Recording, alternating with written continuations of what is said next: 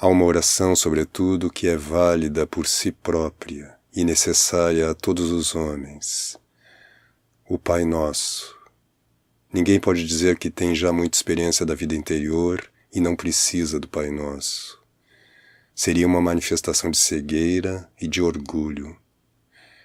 O Pai Nosso é sempre a escola de oração, porque foi o próprio Senhor que o ensinou quando os discípulos lhe disseram: ensina-nos a orar.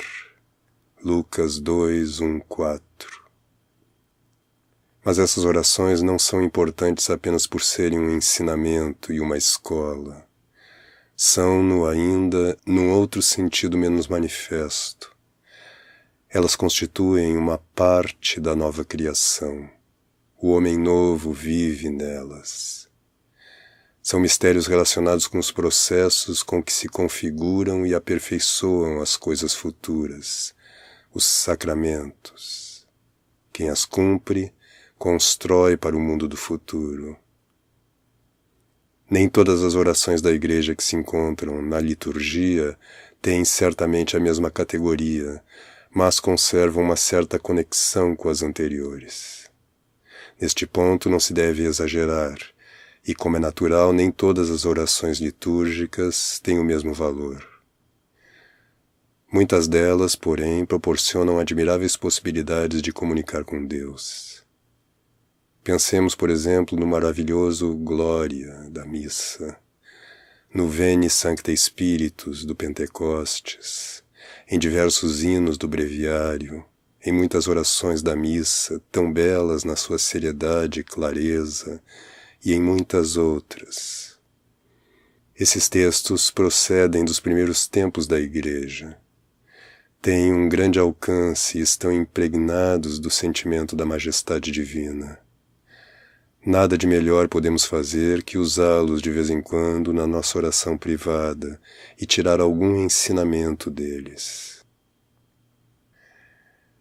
É importante que cada um encontre as orações que mais lhe convenham. Não nos referimos às orações reveladas, que pertencem à lei divina da oração e que são válidas para todos, embora cada qual tenha de decidir se em certo momento um salmo o ajuda ou não, ou se determinado hino lhe é útil ou não. Impõe-se uma severa escolha entre a grande quantidade de orações dos livros de piedade. Neste ponto é preciso falar com clareza. Grande número de orações são pura e simplesmente supérfluas. Outras, e infelizmente não poucas, estão para a vida interior como os alimentos contraindicados ou deteriorados estão para o corpo. Antes de mais, a oração deve ser verdadeira.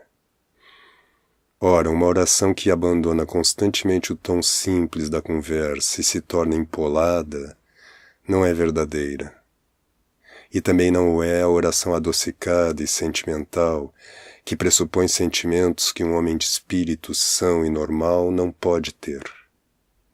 Não é verdadeira ainda a oração em que o homem se humilha de uma maneira falsa diante de Deus, em que se faz pior do que é, quase na complacência da sua culpabilidade. Esta maneira de ser tem raízes que se reconhecem claramente e que são pouco simpáticas. Pode parecer estranho falar do sentimento de honra a propósito das relações entre o homem e Deus. Tal sentimento é bastante problemático, e algumas das suas manifestações não têm qualquer valor perante Deus. Mas há outras que o têm, e não só para o homem, como também para Deus. Fala-se de honra, mas não pode haver honra sem dignidade. Deus é liberdade e nobreza, e por conseguinte só uma humildade intimamente honesta é que lhe pode agradar. Note-se que nos escritos dos santos há muitas vezes expressões cheias de desprezo por si próprios, mas explicam-se, sem dúvida, pelas situações concretas que as provocaram e dentro do conjunto da personalidade a que pertencem. Seria um erro pretender repeti-las em circunstâncias diferentes ou fazer delas a atitude fundamental de toda a existência cristã.